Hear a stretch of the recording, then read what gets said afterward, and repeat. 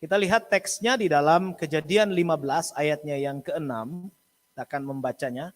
Kita sudah membacanya sejak 3 minggu yang lalu, tapi kita akan mengulangnya lagi untuk memberikan penekanan di dalam pelajaran hari ini.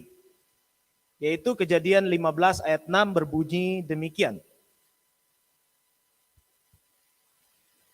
Lalu percayalah Abram kepada Tuhan, maka Tuhan memperhitungkan hal itu kepadanya sebagai kebenaran. Nah, Bapak Ibu Saudaraku yang dikasihi Tuhan, di dalam semua agama di seluruh dunia ini ya, pasti ada pengajaran tentang hal yang satu ini, yaitu iman. Namun saya yakin konsep iman yang diajarkan dalam Alkitab sama sekali berbeda dengan konsep iman yang dapat kita temukan di luar sana, di luar Alkitab maksudnya. Alkitab mengajarkan bahwa dengan iman saja ya, iman saja bisa digaris bawah itu. Dengan iman saja seseorang dapat diselamatkan. Artinya dengan iman saja adalah iman yang tidak perlu tambahan apa-apa untuk bisa membuat orang ini selamat. Kita bisa melihatnya dari tokoh Abraham. Itulah sebabnya dia disebut sebagai bapa orang beriman. Nah, saya ingin katakan bahwa ketika seseorang bicara tentang konsep keselamatan, bicara tentang bagaimana dia dibenarkan oleh Allah, syaratnya hanya satu, yaitu iman. Nah, iman ini yang sudah kita pelajari sejak beberapa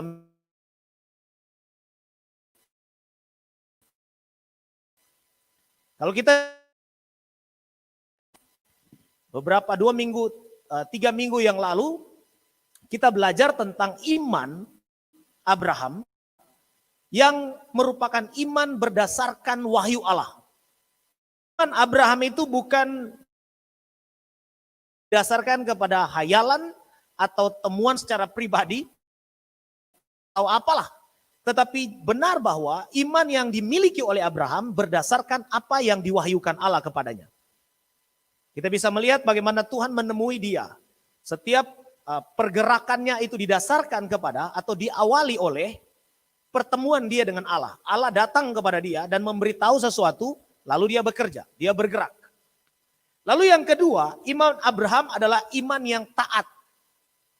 Absolut.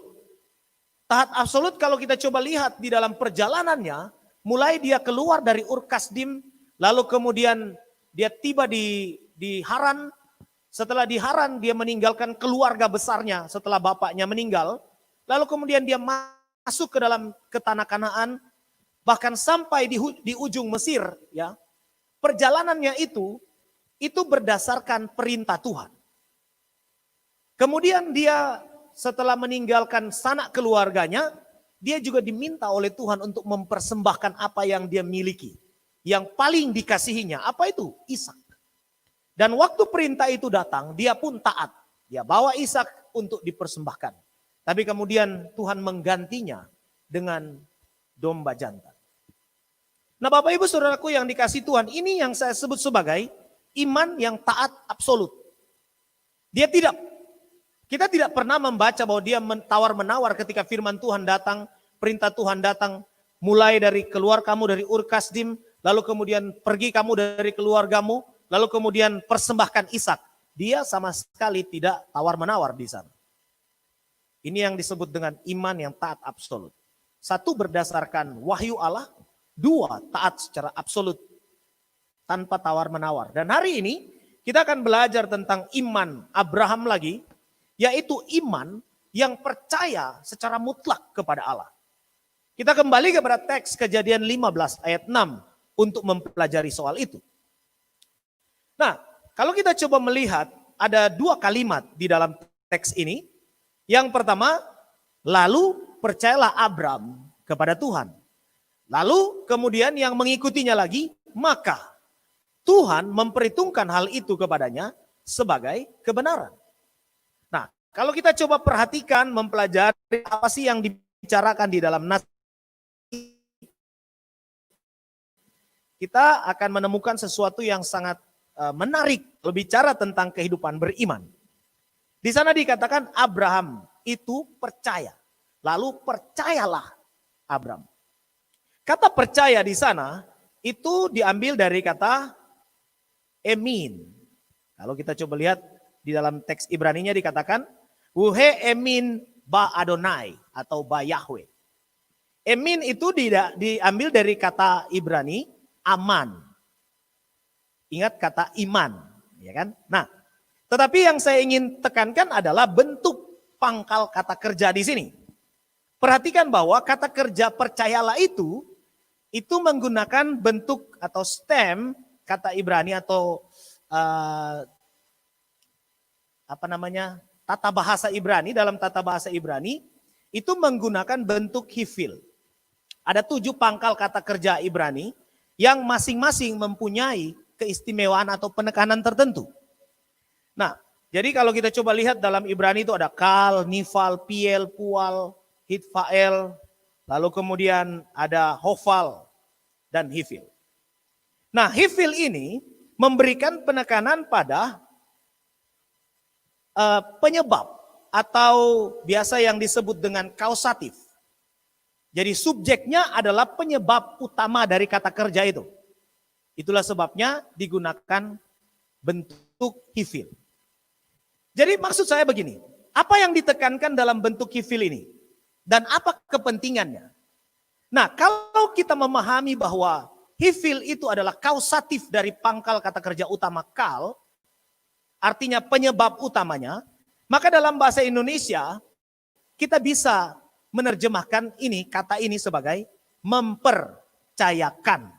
Jadi dalam bahasa Indonesia bentuk hifil ini itu biasanya bentuknya ada awalan memper atau mem dan akhiran kan. Jadi mempercayakan. Kemudian kalau kita memperhatikan bentuk perfectnya, berarti tindakan ini adalah tindakan yang sudah selesai di masa lalu. Jadi Abraham atau Abram waktu itu telah mempercayakan. Apa yang dipercayakannya? Dirinya, totalitas hidupnya dan seluruh tindakannya. Dipercayakan kepada Allah. Jadi itu penekanan dari kata percayalah Abram. Sehingga kita bisa menyimpulkan bahwa berarti yang dimaksud oleh iman di sini adalah iman yang mempercayakan diri secara mutlak kepada Allah. Kita bisa lebih terang lagi bukan? Bahwa kalimat Wohe emin bah Adonai dapat diterjemahkan lalu ia Abram mempercayakan kepada Allah. Mempercayakan dirinya, mempercayakan seluruh gerakannya, mempercayakan totalitas hidupnya hanya kepada Allah. Artinya adalah kata kerja ini menunjukkan bahwa penyebab utama dari percaya Abraham ini adalah dirinya sendiri sebagai respon terhadap Tuhan pribadi yang telah berjanji kepadanya. Menarik sebab kalimat ini adalah merupakan kesimpulan dari kisah sebelumnya. Kalau kita coba perhatikan sebelumnya ada kisah penculikan dan kemudian pembebasan Lot. Jadi Lot diculik, dibawa oleh raja-raja yang menyerbu ke Sodom dan Gomora itu. Lalu kemudian Abram bergerak, dia membebaskan Lot. Setelah itu pulang dari sana ada pertemuan dengan Melkisedek. Di mana dia mempersembahkan 10% dari semua hasil jarahan. Setelah itu ada permintaan Raja Sodom. Nah kalau kita coba baca dalam Kejadian 14 ayat 21 diceritakan begini. Berkatalah Raja Sodom itu kepada Abram. Berikanlah kepadaku orang-orang itu dan ambillah untukmu harta benda itu. Tetapi kata Abram kepada Raja negeri Sodom itu, aku bersumpah demi Tuhan Allah yang maha tinggi, pencipta langit dan bumi. Aku tidak akan mengambil apa-apa dari kepunyaanmu itu, sepotong benang atau tali kasut pun tidak. Supaya engkau jangan dapat berkata, aku telah membuat Abram menjadi kaya.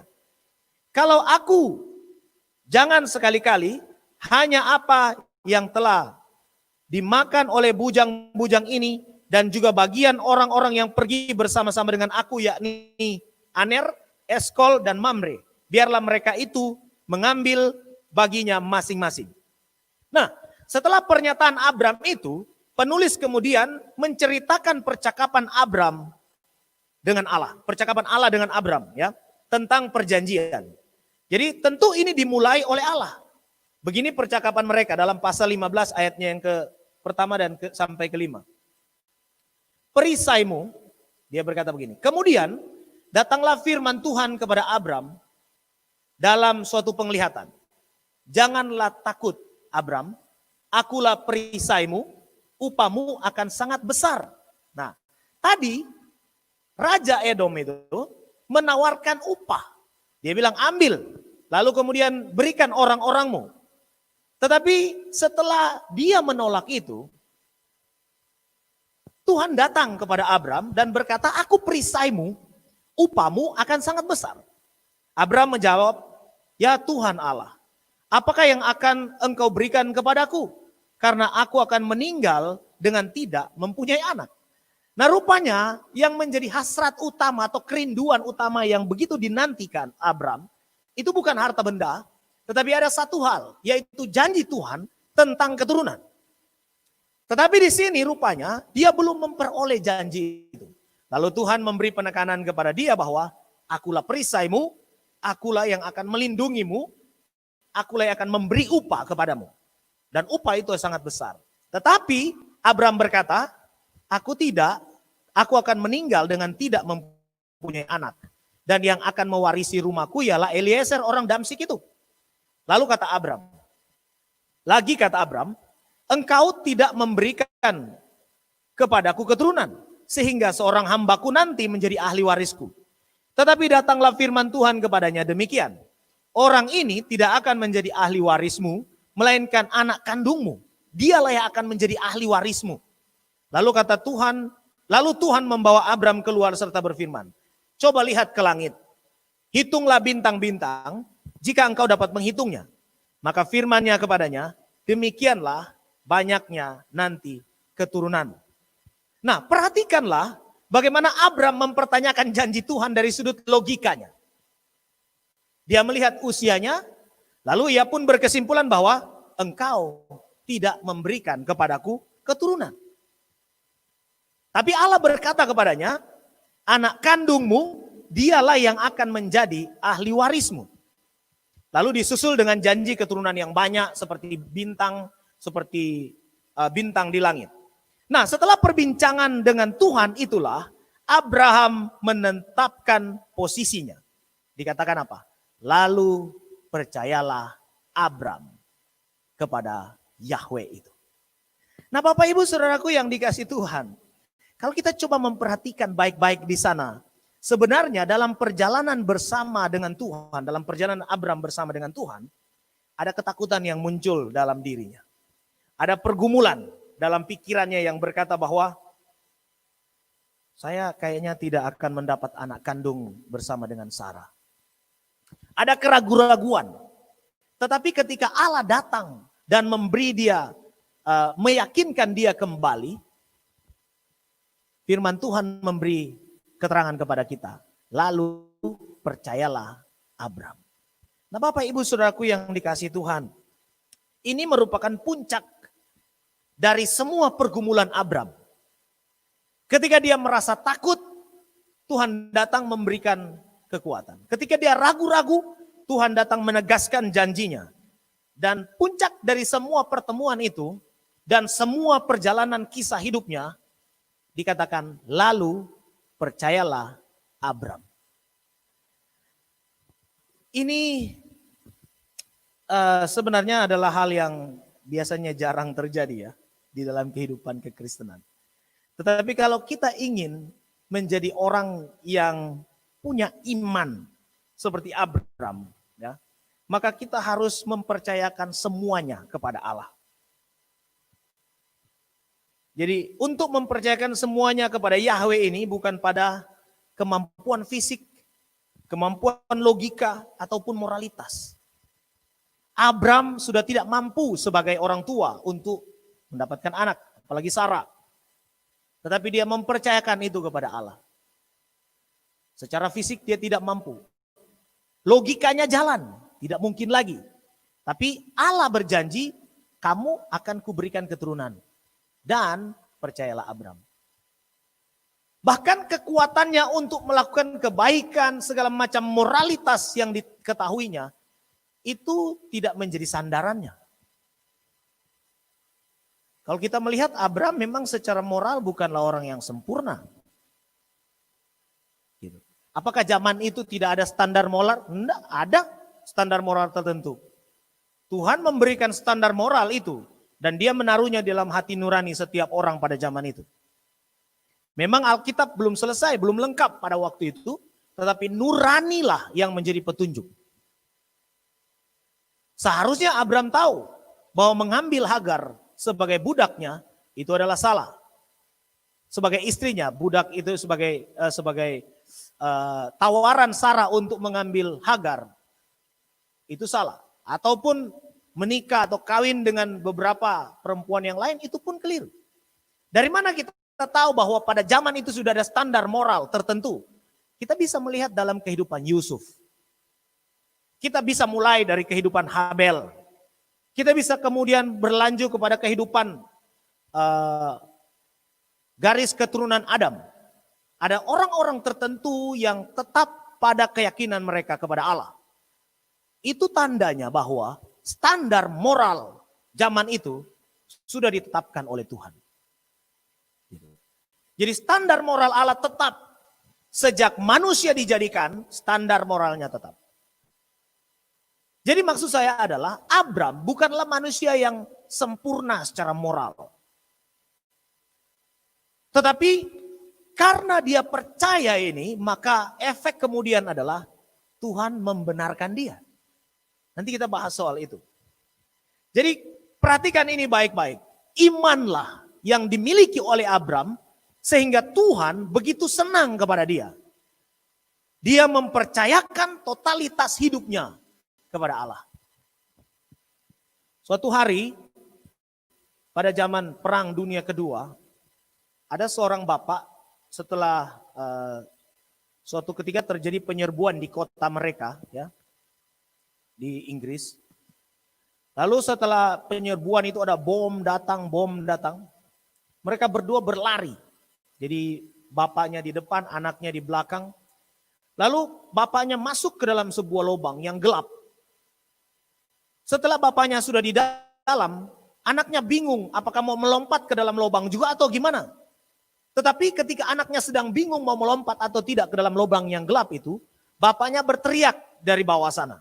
Bapaknya berteriak begini, "Lompatlah nak, aku di sini akan menangkapmu." Lalu anak itu setelah mendengar suara bapaknya, dia langsung melompat. Dan benar, waktu dia melompat, bapaknya langsung menangkap dia di bawah. Inilah yang disebut dengan iman, kepercayaan, trust.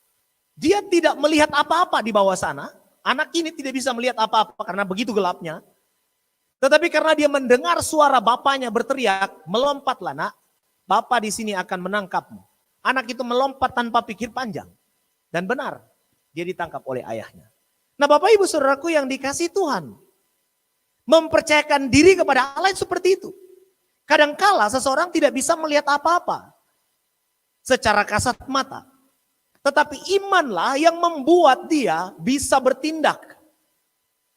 Padahal dia tidak bisa melihat sesuatu di depan.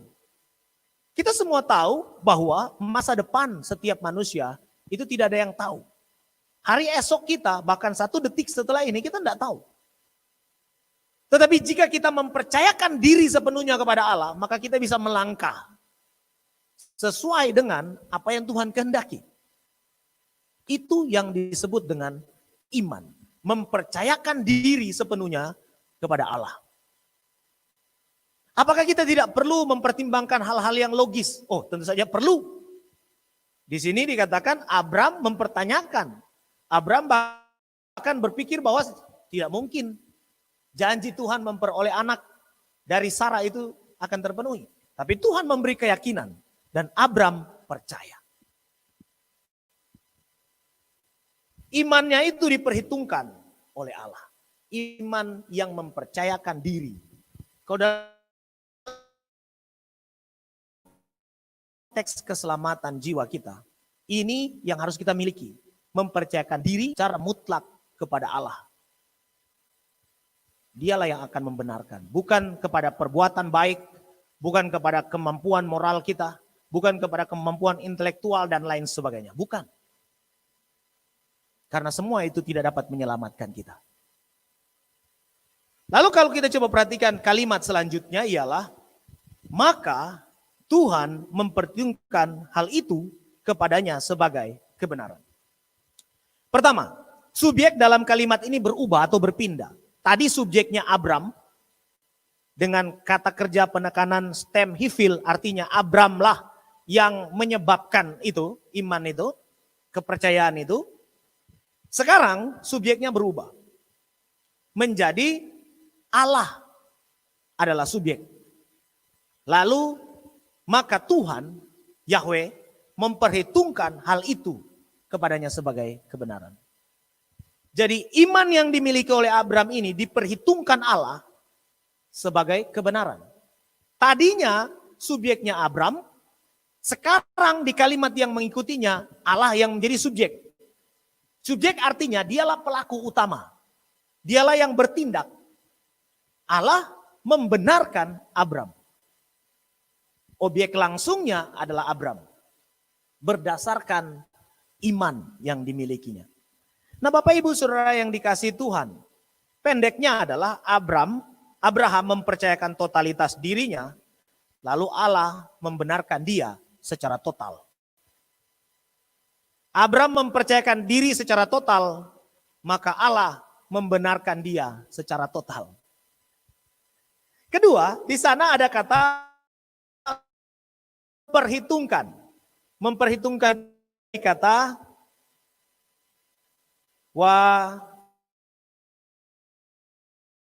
kalau di dalam diterjemahkan dalam bahasa Yunani ya dari teks LXX atau Septuaginta itu diterjemahkan elogiste. Tentu saudara mengingat kata logika atau pikiran atau juga perhitungan ya. Artinya apa? Tentu saja Abram tidak lepas dari kerusakan citra Allah pada dirinya. Karena manusia sudah jatuh dalam dosa, maka secara moral dia rusak. Ada yang disebut dengan kerusakan secara total yang dikatakan John Calvin. Nah, konsep ini juga berlaku kepada Abram tentu. Dia menjadi orang yang sama sekali sudah berdosa. Tidak ada orang yang benar kata Tuhan, termasuk Abram. Jadi dosa itu juga merusak Abram. Tetapi di sini dikatakan, karena dia percaya kepada Yahweh itu, maka Yahweh itu pun tidak lagi melihat semua ketidaksempurnaan moral Abraham, melainkan memperhitungkan Abraham sebagai orang benar di hadapannya. Jadi imannya itu membungkus Abram itu. Sehingga di mata Tuhan dia benar. Apa sih yang dipandang Abram? Tentu dia memandang Yahweh dan janjinya. Di dalam janji Tuhan ada keturunanmu. Kalau kita coba membandingkan dengan teks Ibrani, kita akan melihat bahwa sebenarnya yang dinantikan oleh Abram adalah kota yang dijanjikan Allah. Kota kekal. Dan tentu itu dipimpin oleh Mesias yang dijanjikan. Keturunanmu dalam bentuk tunggal. Siapa dia? Yesus Kristus. Ini yang dipandang oleh semua orang perjanjian lama yang beriman. Hanya saja mereka tidak melihatnya secara jelas seperti kita melihat kepada Kristus hari ini. Mereka melihat Kristus, tetapi Kristus yang belum muncul. Jadi masih samar-samar. Tetapi bahkan itu pun diperhitungkan oleh Allah sebagai kebenaran. Itu iman yang dimiliki. Nah kemudian kalau kita coba perhatikan poin yang ketiga dari bagian ini, dari bagian Allah membenarkan Abram. Kita perhatikan konstruksi dua kalimat ini. Kalimat pertama memiliki kala perfect, artinya sempurna, selesai. Kemudian kalimat yang kedua diikuti dengan kata imperfect, belum selesai. Wah, berarti kita bilang, oh berarti masih progres, Tuhan masih akan membenarkan. Oh tidak. Kalau kita coba mempelajari cara tata bahasa Ibrani, kalau ada dua kalimat seperti ini berdampingan atau saling mengikuti, yang pertama perfect, kedua imperfect, biasanya disambung dengan kata dan. Atau di sini diterjemahkan maka. Itu disebut dengan wow konsekutif. Nah, wow konsekutif ini berfungsi untuk membuat kalimat imperfect itu menjadi perfect. Jadi artinya begini, singkatnya begini. Abram telah selesai mempercayakan dirinya kepada Allah, lalu kemudian efeknya adalah Allah juga telah sempurna membenarkan dia. Itulah singkatnya. Supaya kita mudah. Jadi kata imperfect, bentuk imperfect bukan berarti pembenaran Allah belum selesai.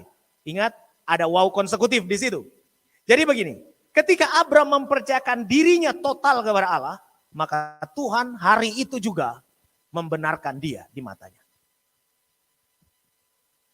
Apakah perjalanan hidupnya tidak berbuat dosa lagi? Oh tentu saja ada sebagai manusia di dalam daging. Tetapi ini yang bisa kita kenal kemudian sebagai positional sanctification. Atau pengudusan secara posisi. Jadi Abram pada waktu dia mempercayakan dirinya secara total kepada Allah, beriman kepada Allah, Allah membenarkan posisi dia. Ini juga bisa kita lihat dari bentuk kata yang digunakan sebagai pembenaran. Itu di dalam kata Ibrani dipakai kata sedekah atau dari kata sadik, benar. Dalam bahasa Yunani dikaiosune. Nah, artinya benar secara hukum. Jadi kita Abram seperti diperhadapkan, kalau Abram diperhadapkan di tahta pengadilan atau diperhadapkan di hadapan hukum, dia diberikan posisi benar. Not guilty. Apa yang membuat dia dibenarkan? Tentu bukan karena dia berkelakuan benar, bukan. Bukan karena dia berpikir benar atau hidupnya benar secara total atau tidak ada dosa. Tidak. Tuhan menuntut setiap manusia sempurna. Tapi bagaimana mungkin seorang yang sudah rusak secara total mencapai kesempurnaan? Itu tidak mungkin. Karena tidak ada perbuatan baik yang dapat menghapuskan dosa dan kesalahan kita, tidak ada. Gitu. Bayangkan saja, kita sudah berbuat dosa lalu kemudian kita membujuk Allah dengan kebaikan. Saya pikir Allah bukan orang bodoh. Tidak. Semua dosa kita itu tidak bisa dihapus dengan perbuatan baik. Lalu bagaimana supaya kita bisa diselamatkan? Abram percaya. Dan Allah lah yang membenarkan. Sehingga posisinya itu dibenarkan oleh Allah secara hukum. Tentu saja ini didasarkan pada apa yang dilakukan oleh Kristus di masa depan. Jadi kepercayaan Abram terhadap tindakan itulah yang membuat dia dibenarkan oleh Allah. Nah Bapak Ibu Saudaraku yang dikasihi Tuhan, kalau kita coba menyelidiki lagi, dalam perjanjian lama kita bertemu dengan nama Melkisedek, artinya Raja Kebenaran. Jadi artinya yang lebih terbatas dari akar yang ditemukan dalam bahasa Arab atau bahasa Semit Selatan itu, artinya truthfulness dari proposisi ya. Dan dalam bahasa Ibrani, kata benda sedekah itu menandakan kebenaran atau demonstrasi belas kasihan. Allah lah yang membenarkan atas dasar belas kasihannya. Kasih karunia. Jadi kalau saudara bertanya bagaimana seseorang diselamatkan dari perjanjian lama? Satu aja, karena kasih karunia. Jadi iman Abraham kepada Tuhanlah yang sangat menyenangkan Tuhan itu. Bukan perbuatannya, bukan. Bukan karena kesalehan, bukan. Semua berdasarkan imannya kepada Allah. Maka dia dibenarkan. Nah, Bapak Ibu Saudaraku yang dikasihi Tuhan, adakah kita hari-hari ini masih berpikir bahwa aku harus baik supaya masuk surga? Saya pikir itu sangat konyol. Karena tidak ada orang yang sanggup memenuhi standar Allah. Itulah sebabnya kita butuh juru selamat. Kita butuh Yesus. Kita butuh Allah yang datang ke dalam dunia, menjadi manusia dan mati menggantikan kita. Darahnya membenarkan kita. Kalau dalam perjanjian lama ada istilah kafar. Kafar itu seperti penutup. Jadi segala kejahatan kita di bawah kasih karunia Kristus itu tertutup. Sehingga ketika seorang yang percaya kepada Kristus jatuh dalam dosa, Allah melihat apa yang dilakukan Kristus untuk dosa-dosa itu. Jadi bagaimana mungkin seorang yang diselamatkan dengan pengorbanan luar biasa di atas Kalvari, hidup seenaknya di dalam dosa. Itu membuat kita menjadi orang yang tidak tahu berterima kasih. Orang yang tidak tahu diri. Kalau kita coba lihat di dalam Roma pasal 4 ayat 1 sampai 3. Saya bacakan bagi Bapak Ibu sekalian. Roma 4 1 sampai 3. Dikatakan begini.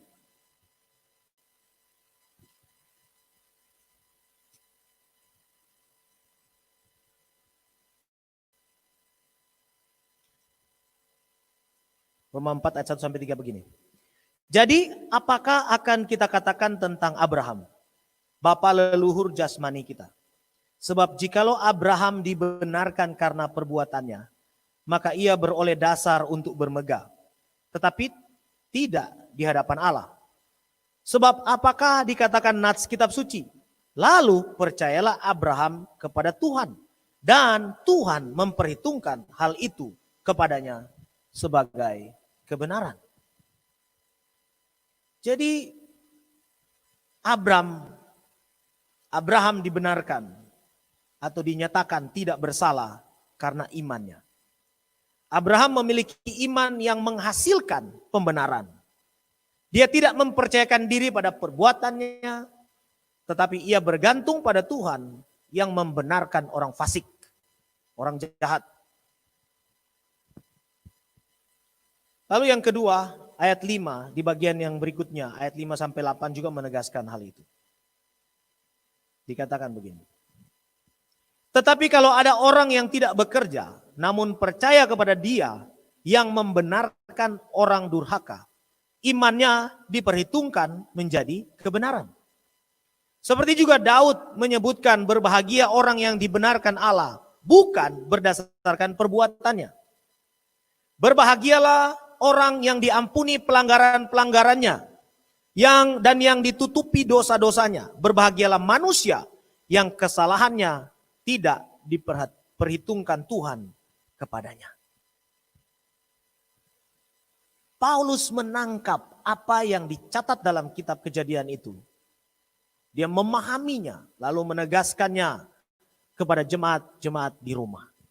Bahwa bukan perbuatanlah, bukan kesalehanlah, bukan setiap upacara agamawilah yang menyelamatkan seseorang. Tetapi iman yang dimiliki itulah yang membenarkan. Jadi sekali lagi, iman Abraham kepada Tuhanlah yang sangat menyenangkan Tuhan. Mari kita buka di dalam Yohanes 6 ayat 28-29. Yohanes 6, 28-29 berkata begini.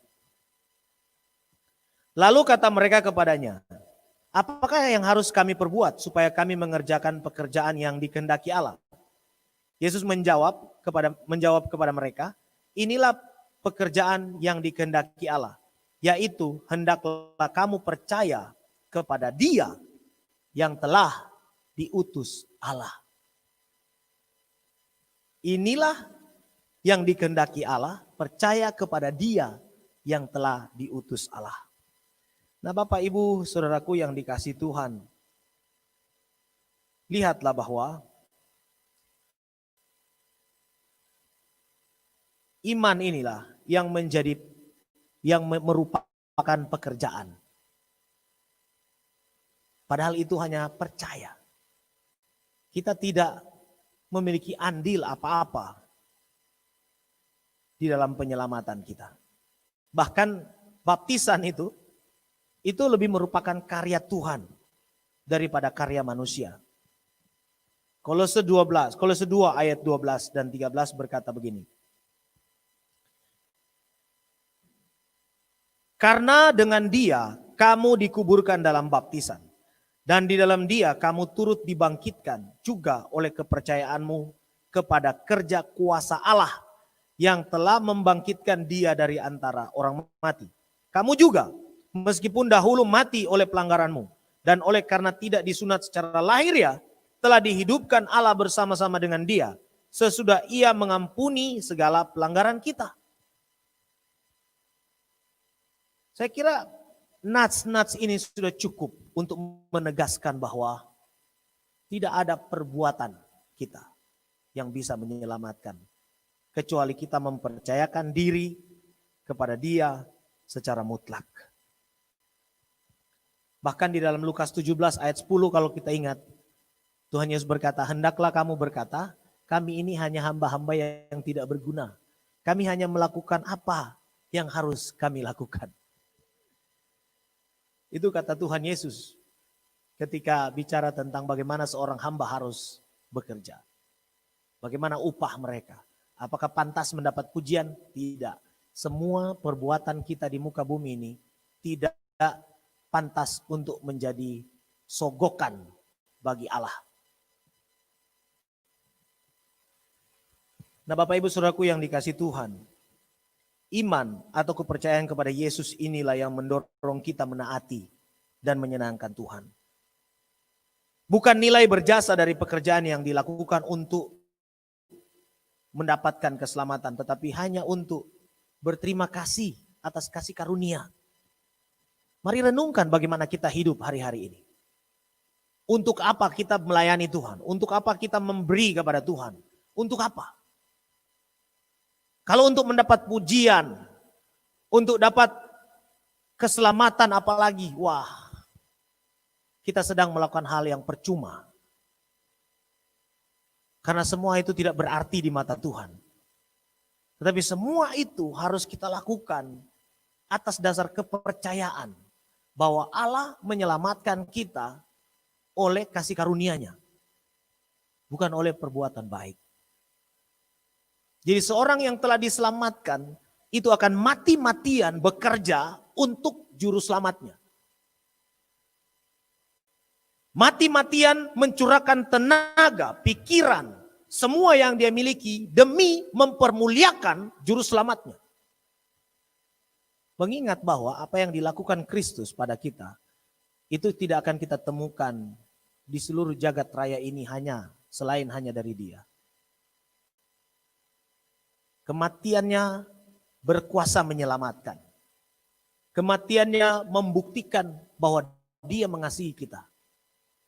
Adakah seorang yang percaya kepada Dia begitu tega menyakiti hatinya begitu saja? Itu namanya durhaka jika ada orang yang melakukannya.